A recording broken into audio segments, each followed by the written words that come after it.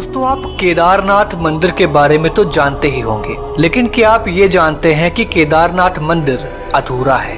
केदारनाथ का आधा हिस्सा कहीं और है, वो दूसरा हिस्सा भी केदारनाथ धाम की ही तरह है, बहुत प्रसिद्ध और भक्तों में उसकी बहुत ही मान्यता है। उस हिस्से का नाम है पशुपतिनाथ। जी हाँ दोस्तों, पशुपतिनाथ मंदिर ही केदारनाथ मंदिर का आधा भाग है। ये दोनों मंदिर भगवान शिव को समर्पित हैं। इन दोनों मंदिरों की उत्पत्ति की कहानी बहुत ही रहस्यमयी है। दोस्तों, हिंदू धर्म के सभी देवताओं में सबसे जल्दी प्रसन्न होने वाले देव देवों के देव महादेव हैं। वे कभी अपने भक्तों में भेदभाव नहीं करते।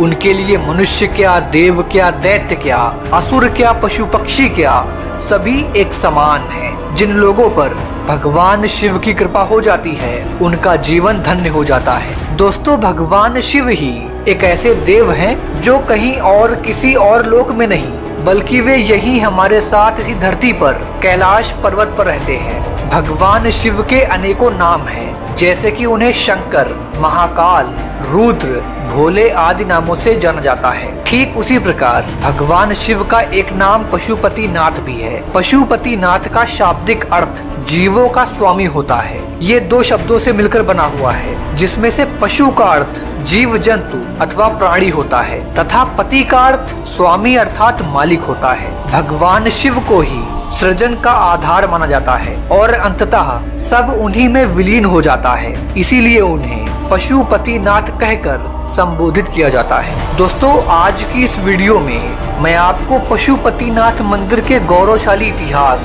और हैरान कर देने वाले रहस्यों के बारे में बताऊंगा। और हाँ, इसी मंदिर में स्थित एक ऐसी मूर्ति के बारे में बताऊंगा जो धरती चीर कर बाहर निकल रही है। मूर्ति का आकार छोटा सा था, लेकिन अब काफी बड़ा हो चुका है। ये मूर्ति सबको हैरान कर रही है। मूर्ति किसकी है, इसे लोग इतना रहस्यमय क्यों मानते हैं, सब जानेंगे आज की इस वीडियो में। इसलिए इस वीडियो में मेरे साथ अंत तक बने रहिए। इस वीडियो को लाइक नहीं किया है तो तुरंत करिए, चैनल को सब्सक्राइब करिए और नीचे कमेंट बॉक्स में एक बार सच्चे दिल से हर हर महादेव अवश्य लिखिए। मैं हूँ आपका दोस्त प्रतीक और चलिए शुरू से शुरू करते हैं। दोस्तों, नेपाल में पशुपतिनाथ का मंदिर काठमांडू के पास देवपाटन गाँव में बागमती नदी के किनारे स्थित है। मंदिर में भगवान शिव की एक 5 मुख वाली मूर्ति है। पशुपतिनाथ विग्रह में चारों दिशाओं में एक एक मुख और एक मुख ऊपर की ओर है। प्रत्येक मुख के दाएं हाथ में रुद्राक्ष की माला और बाएं हाथ में कमंडल मौजूद है। मान्यता के अनुसार पशुपतिनाथ का ज्योतिर्लिंग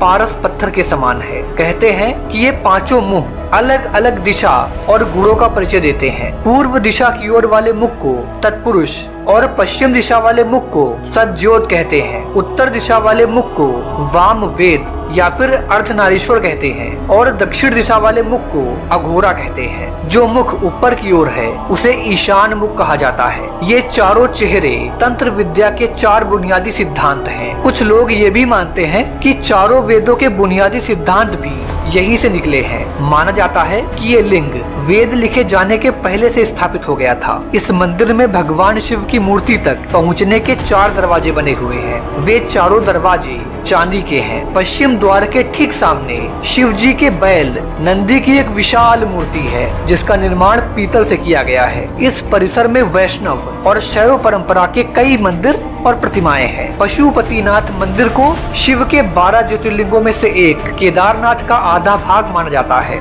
धरती से निकल रही मूर्ति का रहस्य। दोस्तों, जो मूर्ति धरती से निकल रही है उसका नाम है विरूपक्ष। विरूपक्ष काठमांडू में स्थित किरात लोगों के पवित्र देवता हैं, जिन्हें प्राचीन नेपाल के किराती राजाओं के द्वारा बनवाया गया था, जिन्हें पूर्वज माना जाता है। इसे किरातेश्वर महादेव मंदिर के नाम से भी जाना जाता है। किरात लोग विविध हैं और इसीलिए उनकी मान्यताएं और देवता भी अलग अलग हैं। दक्षिण भारत में विरूपाक्ष के रूप में भी विरूपक्ष की पूजा होती है। दोस्तों, पशुपतिनाथ मंदिर के पूर्व में बागमती नदी के दाहिने किनारे पर विरूपाक्ष की एक मूर्ति स्थित है। विरूपाक्ष का आधा शरीर जमीन के अंदर और आधा शरीर जमीन के बाहर है।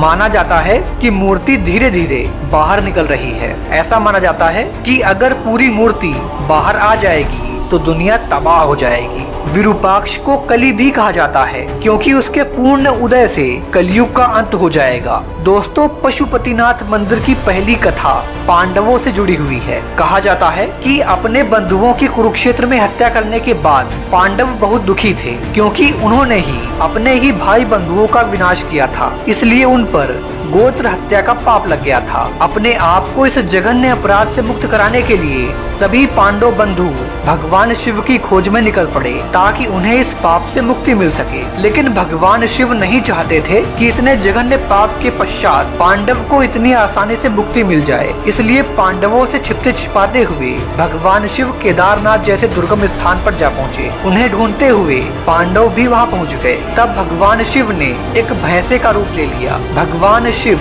पशु रूप धारण करने के पश्चात पांडवों से भागकर भैंसों के झुंड में विलुप्त हो गए। तभी भीम ने विशाल काय रूप धारण करते हुए पैर फैलाकर खड़े हो गए। सभी पशु उनके पैरों के बीच में से निकलकर चले गए, लेकिन महादेव रूपी बैल ने ऐसा नहीं किया, जिससे पांडवों को उनके भेद का पता चल गया और अचानक भगवान शिव जमीन में समाते हुए विलुप्त होने लगे। भीम ने अपनी शक्ति को दिखाते हुए उस बैल की पूंछ को पकड़ लिया, जिसके पश्चात भगवान शिव के पशु शरीर के कई टुकड़े हो गए, जिसके अलग अलग अंग अलग अलग स्थानों पर प्रकट हुए। पशुपतिनाथ में आकर उनका मस्तक गिरा, उनकी पीठ वाला हिस्सा केदारनाथ धाम में गिरा और अलग अलग धर्म स्थलों की उत्पत्ति हुई, जिन्हें पंच केदार कहा गया है। इस घटनाक्रम के बाद भगवान शिव पांडवों के दृढ़ संकल्प व भक्ति से प्रसन्न होकर उन्हें इन पापों से मुक्त कर देते हैं। दोस्तों, ये मंदिर हिंदू और बौद्ध वास्तुकला का अच्छा मिश्रण है। मुख्य पगोड़ा शैली का मंदिर सुरक्षित आंगन में स्थित है, जिसका संरक्षण नेपाल पुलिस के द्वारा किया जाता है।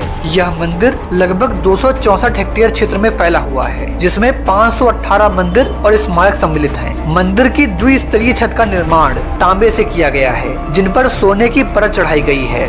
मंदिर वर्गाकार के एक चबूतरे पर बना हुआ है, जिसकी आधार से शिखर तक की ऊंचाई 23 मीटर 60 सेंटीमीटर है। मंदिर का शिखर सोने का है, जिसे गुजर कहते हैं। परिसर के भीतर 2 गर्भगृह हैं, एक भीतर और दूसरा बाहर। भीतरी गर्भगृह वह स्थान है जहां पर भगवान शिव की प्रतिमा को स्थापित किया गया है, जबकि बाहरी गर्भगृह एक खुला गलियारा है। पशुपतिनाथ मंदिर के बाहर एक घाट स्थित है, जिसे आर्य घाट के नाम से जाना जाता है। पौराणिक काल से ही केवल इसी घाट के पानी को मंदिर के अंदर ले जाने का प्रावधान है। किसी भी स्थान का जल अंदर ले जाना वर्जित है। तो मित्रों, ये था आज का वीडियो। इस वीडियो के बारे में आपकी जो भी राय हो नीचे कमेंट बॉक्स में अवश्य दीजिएगा। खैर, मिलते हैं आपसे अगली वीडियो में एक नए टॉपिक के साथ। जय हिंद, जय भारत, वंदे मातरम।